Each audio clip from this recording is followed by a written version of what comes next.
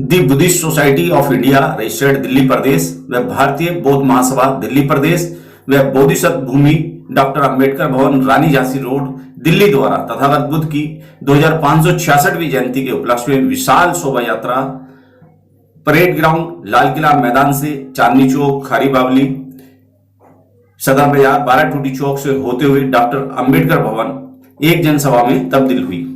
इस शोभा यात्रा में दिल्ली के भिन्न भिन्न क्षेत्रों से तथागत बुद्ध के जीवन परिचय पर मनमोहक झांकियां सम्मिलित हुई। शोभा यात्रा का शुभारंभ त्रिशरण व पंचशील के साथ किया गया। दिल्ली सरकार के कैबिनेट मंत्री राजेंद्र पाल गौतम द्वारा इसमें सम्मिलित होकर वह झांकी के शुभारंभ के लिए फीता काटकर शोभा यात्रा का आरंभ किया गया। शोभा यात्रा में आए हुए लोगों के लिए मुस्लिम महिलाओं ने मीठे शरबत पिलाकर अभिवादन भी किया और यह एक ऐसा कार्यक्रम था जहां मैत्री करुणा भाईचारे का संदेश देते हुए इस बुद्ध पूर्णिमा को बड़े हर्षोल्लास के साथ मनाया गया। आपको बताते चले कि दिल्ली के अंदर प्रत्येक वर्ष की भांति इस वर्ष भी बड़े ही हर्षोल्लास के साथ बुद्ध पूर्णिमा जयंती लाल किला मैदान से निकाली गई, जिसमें तमाम दिल्ली क्षेत्र के लोग सम्मिलित हुए और इस कार्यक्रम में भारत विदेश से भी कुछ लोग सम्मिलित हुए। आइए देखते हैं एनपीटी न्यूज इंडिया की ये विशेष रिपोर्ट।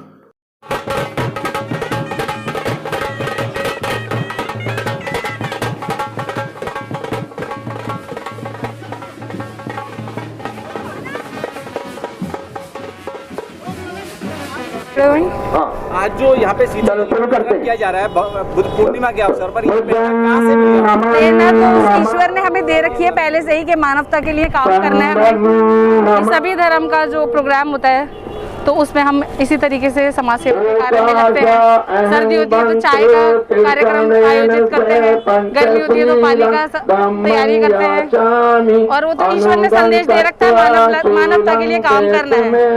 तो बस हम ईश्वर की वाणी को पूरा कर रहे हैं, जो ईश्वर ने कहा है वही काम कर रहे हैं।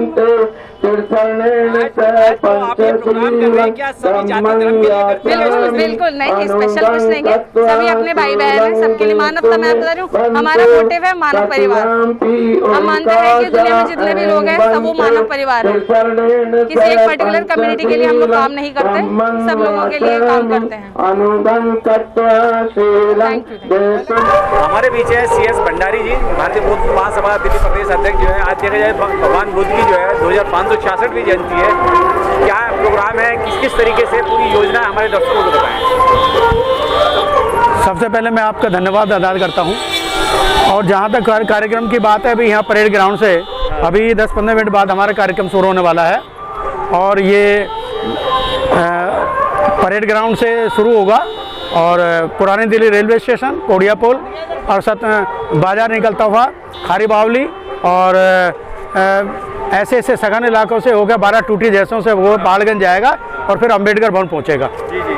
तो आज के प्रोग्राम में जो है देखा जाए तो दिल्ली के तमाम जगह से जो है झांकियां सम्मिलित हो रही है। कौन कौन से इलाके की झांकियां हैं, कहाँ से इसमें शामिल हो रही है? पूरी दिल्ली से झांकियां आ रही हैं, कोई छोटी हैं कोई बड़ी हैं, पूरी दिल्ली कवर हो रही है। कुछ आ चुकी हैं, कुछ आने वाली हैं, कुछ बीच में शामिल हो जाएंगी, लेकिन पूरी दिल्ली से आ रही है। अनुमान कितनी झांकियां होंगी जो इसमें शामिल होंगी? सारी टोटल मिला के 25-30 झांकियां हो जाएंगी। अच्छा अच्छा अच्छा। देखा जाए तो आज भगवान बुद्ध की जो है जैसे जयंती है, उसमें करुणा मैत्री का संदेश देने की बात होती है, तो आज किस विषय पे जो है फोकस रहेगा? वह आज के माहौल को देखते हुए भगवान बुद्ध का धर्म बहुत ही अच्छा है और कल्याणकारी है, मानव के हित में है। चारों तरफ हाहाकार मचा हुआ है, चारों तरफ लड़ाई झगड़े हैं, लेकिन भगवान बुद्ध शांति का संदेश देते हैं, कल्याणकारी संदेश देते हैं, मानवता का संदेश देते हैं। तो आज का दिन संदेश देने का यही मतलब होगा कि संसार सुखाल हो, मनुष्य भी विकास करे और वो भी खुशहाल रहे। जिस तरीके से देखा जाए पिछले 2 वर्ष से जो है कोविड काल की वजह से जो है ना ही अम्बेडकर जयंती, ना ही बुद्ध जयंती, ना ही और किसी महापुरुषों की जयंती बन पाई। क्या इस बार लोगों में उत्साह है बुद्ध पूर्णिमा का? हाँ बिल्कुल उत्साह है। ये पूरी दिल्ली में एक ही शोभा यात्रा निकलती है, काफ़ी लोगों में उत्साह है और पहले शोभा यात्रा होगी और जब खत्म होगी वहाँ पर अंबेडकर भवन पर कार्यकारी वो भी होगी, एक बहुत बड़ी मीटिंग भी होगी। उसमें 2-4 लोग जो अपने विद्वान साथी हैं बनते हैं वो अपना प्रवचन करेंगे और उसके बाद फिर समापन होगा। देखा जाए तो शासन प्रशासन कहीं ना कहीं जो शोषित पीड़ित वंचित समाज के आयोजन होते हैं, प्रोग्राम होते हैं, उसमें कहीं ना कहीं रोक लगाने का काम करता है, क्या ऐसी भी समस्या? नहीं, ऐसा तो खैर कुछ नहीं है, किसी ने रोक लगाने का काम नहीं किया है, ये पुलिस का काम है। पुलिस अपने सतर्क है, अपना पुलिस जो है सब काम कर रही है और पुलिस परमिशन के द्वारा ही ये सारा काम किया जाता है। अगर आपसे राष्ट्र के कल्याण की बात की जाए, आप खुद एक बुद्धिजीवी व्यक्ति हैं, तथागत बुद्ध में आस्था रखते हुए उस मिशन मूवमेंट को चला रहे हैं, क्या कहेंगे उसको लेके? नहीं, हमें तो बहुत अच्छा लगता है, भगवान बुद्ध और बाबा साहब के मार्ग पर हम चलते हैं। हम लोगों को संदेश देते हैं, यही देते हैं कि आपस में मिल के रहें और जो सबसे धर्म कल्याणकारी मिशन है बाबा साहब का, समता का, बंधुता का, स्वतंत्रता का जो रास्ता है वो भगवान बुद्ध का रास्ता है और उस पर चलने के लिए हम सबको प्रेरित करते हैं। जिस तरीके से देखा जाए चारों तरफ हाहाकार मचा हुआ है, कहीं दंगे फसाद हो रहे हैं, कहीं हिंदू मुस्लिम हो रहा है, कहीं मॉब लिंचिंग हो रही है, क्या आपको नहीं लगता है कि भगवान बुद्ध का जो शांति का संदेश है उसका प्रचार होना चाहिए? देखिए, अब भारत में भगवान बुद्ध पैदा हुए, यहीं पर उनको ज्ञान प्राप्त हुआ और यहीं उनका महापरिनिर्वाण हुआ, लेकिन व्यवस्था, सामाजिक व्यवस्था और धार्मिक कट्टरता के कारण ये यहीं पर इसका लोप हो गया। जबकि पूरा जो संसार है, 40 कंट्री से ज़्यादा जो कंट्री देता, 125 कंट्रीज हैं जिनके एक मिशन है मिलाकर, और अब संख्या बुद्धिस्टों की बढ़ती जा रही है। और ये कहें कि भाई जो हमारे भारत के विद्वान नहीं, जो विदेशों के विद्वान हैं, वो कहते हैं कि अगर आगे वाले समय में अगर कोई धर्म होगा तो वो बौद्ध धर्म सबसे ऊपर होगा, वर्ल्ड में सबसे, संसार में सबसे बड़ा धर्म बौद्ध धर्म होगा। ये विद्वानों का कथन है। जबकि भारत में बाबा साहब, जब से बाबा साहब ने दीक्षा ली 14 अक्टूबर 1956 को, तब से जो है बौद्ध धर्म में विकसित हुआ है और लोगों में क्रांति आई है और इसको समझने लगे हैं। और जो लोग इसको समझते हैं वो सब छोड़ करके बौद्ध धर्म को स्वीकार करते हैं। बंडा जी, देखा जाए अगर बौद्ध काल की बात करें तो यहाँ तक्षशिला, नालंदा और ना जाने कितनी सारी यूनिवर्सिटियाँ हुआ करती थी, 10-10 हज़ार बच्चे जो है उसमें पढ़ने आया करते थे। लेकिन आज सरकार ने जो शिक्षा की नीति है उसमें ऐसा बदलाव कर दिया कि आज देश के बच्चे जो है विदेशों में पढ़ने जा रहे हैं, क्या कहेंगे इस बात पर? देखिए, जहाँ व्यवस्था, जातिवाद, अंधविश्वास, पाखंड रहेगा, वहाँ इसी तरह की घटनाएं होती रहेंगी। भाई सारे देश हैं, जापान देख लीजिए, जापान, चाइना, थाईलैंड, बर्मा, वहाँ बिल्कुल खुशहाली है। लंका में कुछ कारण, राजनीतिक कारण की वजह से जो अर्थव्यवस्था समाप्त हुई, लेकिन वो भी बहुत बड़ा ज़्यादा दिन चलने वाली नहीं है, वो भी बड़ा देश है। लेकिन ये सब चीज़ें विदेशों में बढ़ती जा रही हैं, लेकिन भारत में कम क्यों हो रही हैं? भारत में कम केवल अंधविश्वास, पाखंड, जाति व्यवस्था है और इसी वजह से भारत में नहीं पहन रहा है बौद्ध धर्म। बाकी सारे संसारों में इसकी प्रगति हो रही है और ये बढ़ता जा रहा है। सर, मैं शिक्षा की बात कर रहा था। यहाँ शिक्षा की तमाम जो है देशों से लोग पढ़ने आया करते थे, नालंदा में, तक्षशिला में, विक्रमशिला में बहुत बड़ी बड़ी यूनिवर्सिटियाँ हुआ करती थी। लेकिन आज के बच्चे जो है विदेशों में पढ़ने जा रहे हैं। यहाँ की जो सरकार है उसके लिए क्या कहेंगे? देखिए, ये सरकार की नीति अपनी है, सरकार की नीति है। अगर सरकार की नीति अच्छी होगी, शिक्षा होगी, केंद्र खुलेंगे, विद्यालय खुलेंगे, यूनिवर्सिटी खुलेंगे, उसमें लोग काम करेंगे और उसमें संसार में नाम होगा। भगवान बुद्ध के समय में जो विश्व गुरु कहा जाता था वो भारत देश कहा जाता था, इसी शिक्षा के वजह से कहा जाता था। लेकिन आज आप देखते हैं कोई भारत को विश्व गुरु तो कहता नहीं, क्योंकि भारत के बच्चे ही खुद विदेशों में पढ़ने जा रहे हैं। यहाँ व्यवस्था नहीं हो पा रही कुछ पढ़ने लिखने की, और जो संस्थाएं बन भी रही हैं उनको समाप्त किया जा रहा है। तो ये सरकारी व्यवस्था है और सरकारी व्यवस्था अगर उचित है तो देश का विकास होगा, और सरकारी व्यवस्था उचित नहीं है तो देश का विकास नहीं होगा।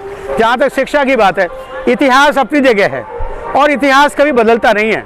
भले ही हम अपनी कलम से अपने घर की किताबों में इतिहास को कुछ भी लिख दें, लेकिन वर्ड तो है, संसार तो देखता है। संसार किसी जाति के आधार पर इतिहास नहीं चलता, किसी धर्म के आधार पर इतिहास नहीं चलता, वो इतिहास तो सबको लेके चलता है और जो सब में लिखते हैं वही इतिहास होता है। तो यहाँ का इतिहास बदलने का जो प्रयास किया जा रहा है वो प्रयास हो सकता है विफल हो जाए, लेकिन इससे देश का कोई भला होने वाला नहीं है। बंडा जी, देखा जाए तो भगवान बुद्ध के समय में और भगवान बुद्ध की वाणी में यही कहा जाता है कि मानव मानव एक समान है बौद्ध धर्म के अंदर। लेकिन आज की जो व्यवस्था चल रही है, यहाँ मूछ के नाम पे, डाली के नाम पे, मऊ लिंचिंग के नाम पे लोगों को कत्लेआम कर दिया जाता है। क्या आपको नहीं लगता कि जिस तरीके से तथागत बुद्ध कहते थे कि युद्ध नहीं बुद्ध चाहिए, तो बुद्ध वाली बातें या बुद्ध वाला संदेश वो कब स्थापित होगा इस देश में? देखिए, एक छोटी सी कहानी, छोटा सा उदाहरण है आपको। चाहे तो उत्तर प्रदेश के मुख्यमंत्री हों, चाहे हमारे भारत सरकार के प्रधानमंत्री हों, अगर वहाँ से विदेशों से कोई हमारे भारत में आता है तो उसको भगवान बुद्ध की प्रतिमा भेंट की जाती है। जब ये लोग विदेश में जाते हैं तो वहाँ ये नहीं कहते इसकी भूमि है, वो कहते हैं भगवान तथागत बुद्ध की भूमि है और हम वहाँ से आए हैं, और इसी को मान करके वो इनका सम्मान करते हैं। लेकिन जो अपने देश में यहाँ पर आते हैं, इनकी वही व्यवस्था, वर्ण व्यवस्था, जाति व्यवस्था वो चलती आ रही है। इसलिए भारत में तो जो नया युग आ रहा है, क्रांति आ रही है, उसमें परिवर्तन होने वाला अवश्य है। क्या लगता है कि आने वाले समय में जो भारत में बोध में भारत का सपना था बाबा साहब का, वो सफल हो पाएगा? नहीं, बिल्कुल जो बाबा साहब के मिशन के लोगों में लगे हुए हैं, देर है अंधेर नहीं, कोशिश है, प्रयास है। जिस दिन भी जनगणना होगी उस दिन देखिए जनगणना में जो बुद्धिस्टों का जो आंकड़ा है वो पार करेगा, रेखा को पार करेगा और उसमें पता लगेगा कि भाई कितने लोग बुद्धिस्ट बने हैं भारत में। आशा है, वो पूरी उम्मीद है। देखा जाता है कि चाहे मुस्लिम हो, सिख हो, ईसाई हो या अन्य जाति के लोग हो, पारसी हो, उन पे हमले नहीं हुआ करते, लेकिन जो शोषित पीड़ित वंचित समाज है उसका साथ में शोषण भी होता है, अत्याचार भी होता है, बलात्कार भी होता है। एक तरफ वो कहते हैं कि हम अम्बेडकरवादी हैं, बुद्धिस्ट हैं, लेकिन जब जनगणना की बात आती है तो उस कॉलम को नहीं भर पाते। तो कैसे आप कॉन्फिडेंस से कह रहे हैं कि हम बोध में भारत बना पाएंगे? नहीं, ऐसा नहीं है। देखो, आने वाला समय बताएगा। जहाँ तक आपने शोषण की, दलितों की बात कही है, जब दलित शब्द आता है तो दलित शब्द का मतलब है हिंदू। अब हिंदू की आपस में लड़ाई है। अब हिंदू किसी को पीटता है, किसी को नहीं पीटता, लेकिन आपने कभी ये नहीं सुना होगा कि किसी ने बुद्ध बच्चे को पीटा। जिस दिन हम सब लोग बुद्ध बन जाएंगे, बुद्धिस्ट होंगे, हमारा संपर्क जापान से, अमेरिका से 700 होगा और हमारे तरफ को उंगली नहीं उठा सकता। हम जितने भी लोग हैं, 15%, 20% जितने भी लोग हैं, 10% ही बुद्धिस्ट बन जाते हैं, तो ये दलितों की बात सारी समाप्त हो जाएगी। अच्छा भंडारी जी, आखिरी में अगर करुणा मैत्री का कोई संदेश देना है देश और दुनिया के लोगों को तो क्या? नहीं, मैं तो इस संदेश में ये दे जाता हूँ, भगवान बुद्ध ने सदैव मानव कल्याण के लिए कार्य किया, समानता के लिए कार्य किया, शोषण के लिए से दबाव हटकर कार्य किया और जो निर्बल हैं उनकी रक्षा के लिए कार्य किया। मैं तो इसी तरह से ये संदेश देना चाहता हूँ इस शोभा यात्रा की तरफ से कि मनुष्य आपस में सब एक रहें, भाईचारे को फैलाएं और मानव कल्याण की तरफ करें। पाखंड से बचें, अंधविश्वास से बचें। अगर अंधविश्वास से बचेंगे, पाखंड से बचेंगे तो हमारा विकास होगा और 100% बुद्ध में भारत बनेगा। चलिए, बहुत बहुत धन्यवाद। दुनिया को शांति और मानवता का संदेश देने वाले तथागत समृद्ध डॉक्टर बाबा साहब अम्बेडकर के चरणों में कोटि कोटि नमन करते हुए आदरणीय दुखोफल्ला बीएसआई के सभी पदाधिकारीगण, मैं आप सबको, पूरे परिवार को, दोस्तों को, रिश्तेदारों को, मित्रों को, पड़ोसियों को, सबको बुद्ध पूर्णिमा की शुभकामनाएं देता हूँ। पूरी संध्या पर सबके घर में खुशहाली और तरक्की हो और साथ ही एक निवेदन भी करना चाहता हूँ। हम लोग बुद्ध पूर्णिमा के दिन एक दिन पहले शोभा यात्रा निकालते हैं, फिर बुद्ध पूर्णिमा मनाते हैं। मुझे लगता है कि बुद्ध के धर्म को आचरण में लाने की जरूरत है। हम लोग केवल इसको एक ये नहीं है कि हर साल आया और केवल सेलिब्रेट करके अपनी जिम्मेदारी को पूरा कर दिया। ज्यादातर हमारे संगठन केवल संगठन को जिंदा रखे हुए, नाम को जिंदा रखे हुए हैं। कुछ लोग बहुत ज्यादा मेहनत करते हैं, कुछ लोग मेहनत नहीं करते, केवल बात करते हैं। हमें जब तक बुद्ध को आचरण में नहीं लाएंगे तब तक हमारा काम चलने वाला नहीं है। और पूरे दुनिया को आज बुद्ध के धर्म की जरूरत है। जिस तरह पूरे दुनिया में असंतोष है, कट्टरपन जैसे जैसे बढ़ रहा है, वैसे वैसे दंगे बढ़ रहे हैं, धर्म के नाम पर, जाति के नाम पर उन्माद है। पूरे दुनिया को वो समय आने वाली है, पूरे दुनिया दुखी होकर कहेगी अब हमें शांति चाहिए, और शांति बुद्ध के धर्म में है। तो बुद्ध का धर्म आज नहीं तो कल पूरी दुनिया बुद्ध के धर्म में आने वाली है। और यूएनओ की रिपोर्ट बताती है कि 2050 तक आधा ही ज्यादा यूरोप बौद्ध बन जाएगा। और बौद्ध इसलिए बुद्धिज्म ही क्यों बेस्ट है, क्योंकि उसमें समता, स्वतंत्रता, बंधुता और न्याय है, सबके लिए समान अवसर है। बहुत ज्यादा डिटेल भाषण नहीं दूंगा, क्योंकि बहुत सारा काम करना है, बोलने से वहां पर काम नहीं चलेगा, काम करने से चलेगा। 2025 में अशोक विजयदशमी के दिन तक 10 करोड़ लोग बौद्ध धर्म की दीक्षा लेने वाले हैं पूरे देश के अंदर। उसकी तैयारी चल रही है, तो पूरे देश में लगातार काम चल रहा है। और हम दिल्ली में महीने में 10 दिन दिल्ली में रहते हैं, तो 20 दिन किसी न किसी राज्य के अंदर 2025 की तैयारी के लिए लगे रहते हैं। कल भी गुजरात के अंदर है, वहां से परसों आएंगे, परसों आके परसों ही पंजाब चले जाएंगे, 4 दिन पंजाब में, पंजाब से आएंगे 20 को सुबह, 20 की शाम को यूपी लखनऊ चले जाएंगे, वहां से श्रावस्ती, वहां से जौनपुर, जौनपुर से बनारस। मतलब धीरे धीरे कड़ी से कड़ी जोड़ के प्रयास किया जा रहा है कि जो डॉक्टर बाबा साहब अम्बेडकर का सपना था भारत को बौद्धमय बनाने का, जिसमें सबके लिए समता, स्वतंत्रता, बंधुता और न्याय हो, प्रज्ञा हो, सील हो, करुणा हो, उसी रास्ते पर आगे बढ़ने के लिए सारी तैयारी चल रही है। आपको मैं साधुवाद देता हूँ, शुभकामनाएं देता हूँ बुद्ध पूर्णिमा की। और साथ में मैं बीएसआई को, उसके सारे पदाधिकारियों को इस आयोजन के लिए बधाई देता हूँ। बहुत बहुत धन्यवाद। नमो बुद्धाय, जय हिंद, जय भारत। सभी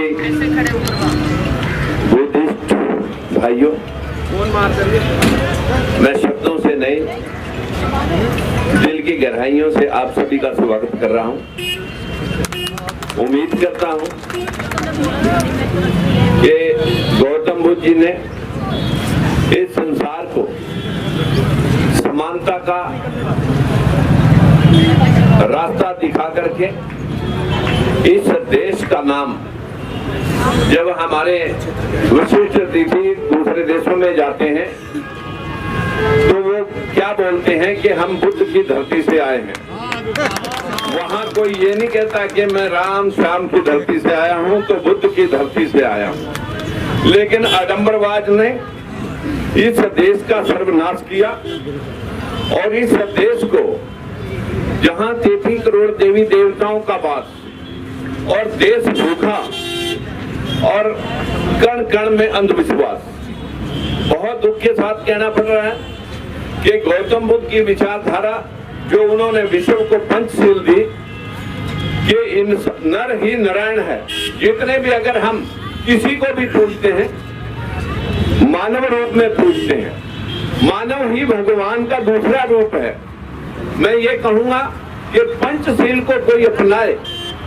पंचशील में चोरी, झूठ, नशा, अनैतिक व्यभिचार और बिना वजह हत्या, ये 5 बात इंसान अगर छोड़ देता है तो उसको मानव कल्याण के रास्ते से उसके जाने के बाद लोग भगवान मानते हैं।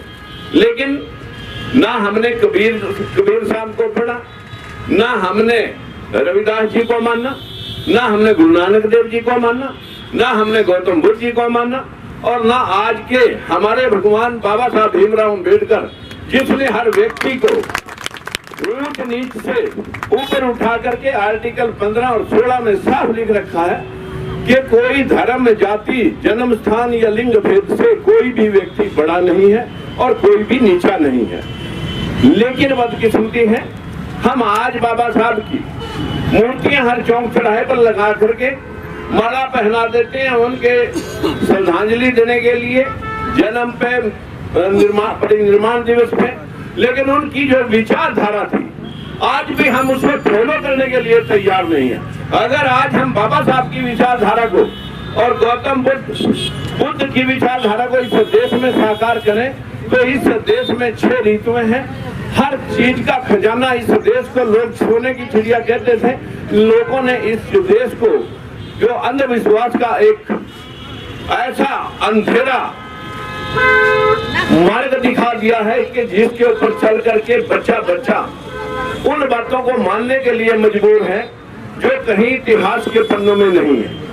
हमें नहीं लगता कि आज बाबा साहब की उस संविधान की रचना को हम कहां छोड़ के हम ग्रंथ पोथियां पढ़ने में लग रहे, हम कावड़ा ढोने में लगे हुए हैं। हम आज इस देश के निर्माण की बजाय इसे उसके अंधे रास्तों पर धकेलने में लगे हुए हैं। मित्रों, अगर हम सच्चे बौद्धिस्ट हैं, सच्चे बाबा साहब के अनुयायी हैं, हमें क्या करना है? हमारा सिर्फ और सिर्फ एक मार्ग है, समानता का मार्ग, भाईचारे का मार्ग, बराबरी का मार्ग।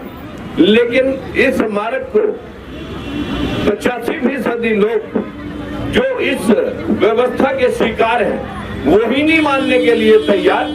हम में से कुछ लोग जो आज इस मिशन के लिए काम कर रहे हैं, मेरे पास शब्द नहीं है भंते जी महाराजों के और इस सोसाइटी के मैं किन शब्दों से शुक्रिया अदा करूं कि कम से कम आपने बाबा साहब को याद करते करते गौतम बुद्ध जो विश्व के लगभग 80 देशों में पूजे जाते हैं, इस दुनिया में 195 कंट्रियां हैं जो नामित हैं, उनमें से 85 कंट्रियों में गौतम बुद्ध जी को पूजा जाता है।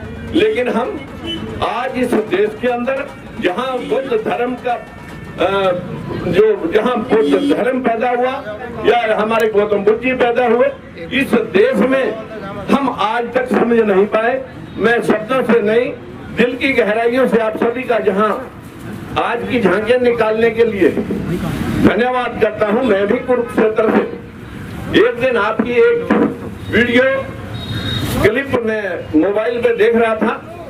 हम समय क्या करना चाहिए कि अगर कोई अच्छा कार्य हो रहा है वहाँ बुलाने की इंतजार नहीं होनी चाहिए, वहाँ अपने से जाकर के शरीक होना चाहिए। और अगर हम बुलावे की इंतजार करते रहेंगे, यही हमारी कमजोरी हमें बांटे हुए है। आज हम टुकड़े टुकड़े में लगभग 6743 जातियों में बांट करके मनुवादी व्यवस्था के शिकार हम इस देश का नाश अपने आप से करे बैठे। नहीं तो बाबा साहब ने हर एक को एक हथियार दिया था, समय पर उस हथियार को हम चलाते तो आज हमारा कोई शोषण करके हमें नीचा दिखाने की हिम्मत न जुटाता। मित्रों, मैं आप सभी से हाथ जोड़ के विनती करता हूँ कि जहाँ हम बाबा साहब की मूर्तियों और भावों में विश्वास रखते हैं, इस विचारधारा को जितना भी आगे से आगे फैलाने की हिम्मत रखते हैं उसे आगे से आगे बढ़ाएं और सब किसी को बराबरी के इस भाव से अवगत कराएं कि इन जितने भी महापुरुष आए सभी ने मूर्ति पूजा का खंडन किया, लेकिन हम बाहर मुखी होकर के मूर्तियों में अपना विश्वास लिए बैठे हैं, जबकि मूर्तियों के अंदर धोख मारने वाले लोग, मूर्तियों की पूजा करने वाले लोग आपकी इंतजार करते हैं कि ये कुछ चढ़ाएंगे हम खाएंगे। लेकिन फिर भी हम नहीं समझ सके कि मंदिरों के बाहर दुनिया भर के भिक्षुक बैठे हैं, वो आपसे मांग रहे हैं, आप पत्थरों से मांग रहे हैं। बाबा साहब ने और गौतम बुद्ध जी ने एक ही बात समझाई थी कि इंसान ही नर ही नारायण है। अगर वो 5 बातों के इस सिद्धांत को अपना ले, अच्छे काम करने के बाद लोग उसे पूजते हैं और उसे भगवान मानना शुरू कर देते हैं। लेकिन एक वैज्ञानिक थे गौतम बुद्ध जी, उसकी वैज्ञानिक जहाँ जहाँ विज्ञान गया, जहाँ जहाँ बुद्धि गई, वहीं वहीं विकास हुआ, वहीं वहीं तरक्की हुई, जहाँ जहाँ विश्वास हुआ वहीं वहीं विनाश हुआ। आज मैं सोसाइटी के सभी भाइयों का भी धन्यवाद करता हूँ। नमस्कार, जय हिंद। आपने मुझे 2 मिनट का समय दिया, मेरे पास शब्द नहीं है कि मैं आपको कैसे धन्यवाद करूँ। नमस्कार।